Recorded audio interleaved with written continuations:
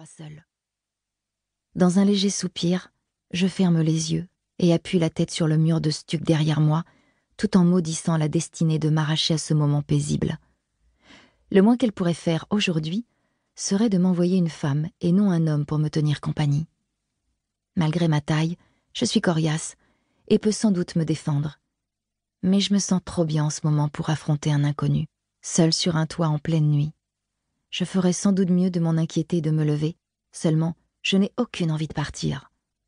Comme je l'ai déjà dit, je me sens trop bien. Je finis par tourner les yeux vers la silhouette accoudée au rebord. C'est bien ma chance, il s'agit d'un homme. Il a beau se pencher, on voit qu'il est grand. Ses larges épaules créent un étonnant contraste avec cette façon poignante qu'il a de se tenir la tête entre les mains. Et au mouvement de son dos, on devine qu'il pousse de profonds soupirs. Il semble sur le point de piquer une crise.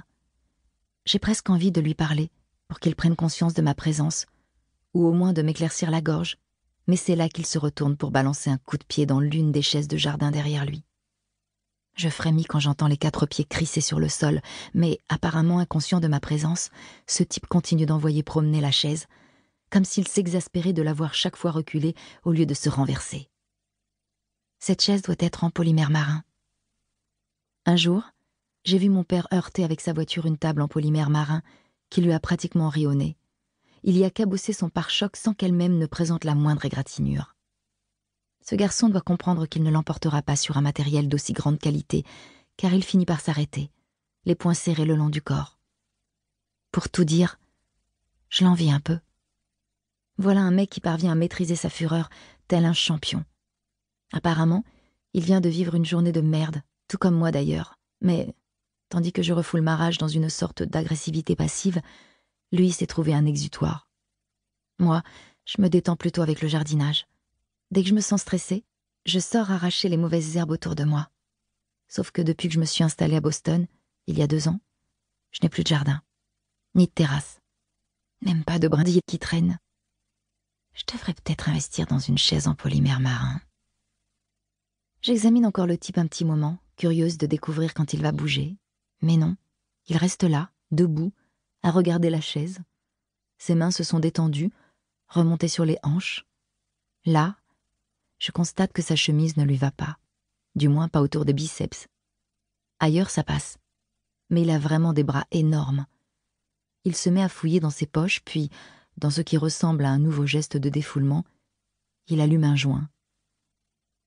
J'ai 23 ans. J'ai fini l'université. Et il m'est arrivé de m'offrir 1 ou 2 moments de calme détente. Je ne vais pas juger ce type qui éprouve le besoin de fumer en solitaire, sauf qu'il n'est justement pas seul, et qu'il ne le sait pas. Il tire une longue taffe, puis, en regagnant le rebord, m'aperçoit. Soupire. Quand nos regards se croisent, il s'immobilise. Il n'a pas l'air choqué du tout, mais pas amusé non plus. Il se trouve à environ 3 mètres de moi. Cependant, les étoiles brillent assez pour que je voie ses yeux descendre lentement le long de mon corps, sans laisser paraître la moindre pensée. Ce type sait se maîtriser. Il a l'air impassible, la bouche serrée, telle une version masculine de la Joconde. « Comment vous appelez-vous » demande-t-il. Sa voix me serre le cœur. Pas bon.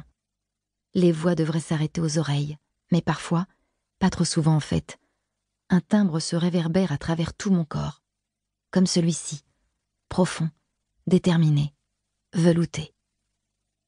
Comme je ne lui réponds pas, le mec tire une 2e bouffée de son joint. « Lily !» dis-je alors. Je déteste ma voix. Elle me semble trop fragile pour seulement atteindre ses oreilles à cette distance, alors pour ce qui est de se réverbérer à travers son corps. Il hausse légèrement le menton, penche la tête vers moi. « Vous voulez bien descendre de là, Lily ?» Alors seulement je remarque sa posture. Il se tient tout droit face à moi, si ce n'est rigide, comme s'il avait peur que je tombe. Mais non. Ce rebord fait au moins 30 centimètres de large, et je me tiens plutôt du côté du toit. Je pourrais facilement me rattraper si je glissais, d'autant que le vent souffle dans la bonne direction. « Non, ça va, je me sens tout à fait à l'aise. » Il se détourne légèrement, comme s'il ne pouvait me regarder plus longtemps.